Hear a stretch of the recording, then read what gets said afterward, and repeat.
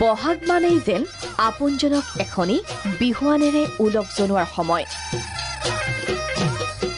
সেইবাবে এই পৰম্পৰা বৰ্তাই ৰখাৰ উদ্দেশ্যে মুখ্যমন্ত্ৰীয়ে ক্ৰয় কৰিলে 12,000 বিহুৱান। অসমৰ শিপিনীয়ে তাঁতশালত বোৱা গামোচাক প্ৰাধান্য মুখ্যমন্ত্ৰী হিমন্ত বিশ্ব শৰ্মাৰ। অসমৰ বিভিন্ন প্ৰান্তৰ শিপিনীয়ে বোৱা গামোচা সংগ্ৰহ কৰিছে চৰকাৰে। 2000 বিহুৱান পঠিওৱা হৈছে দিল্লীলৈ।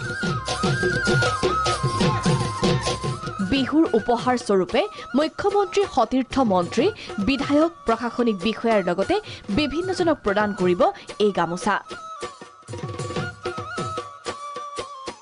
বিহুৱানৰ সমান্তৰালকৈ আকৰ্ষণীয় পেকেজিঙো। হস্ততাঁত বস্ত্ৰশিল্প উন্নয়ন বিভাগৰ কৰ্মচাৰীসকলে তন্নকৈ পৰীক্ষা কৰি সাজু কৰিছে এই উপহাৰ। মুখ্যমন্ত্ৰীৰ এনে পদক্ষেপে নিশ্চয়কৈ উদগনি যোগাব অসমৰ থলুৱা শিপিনীক।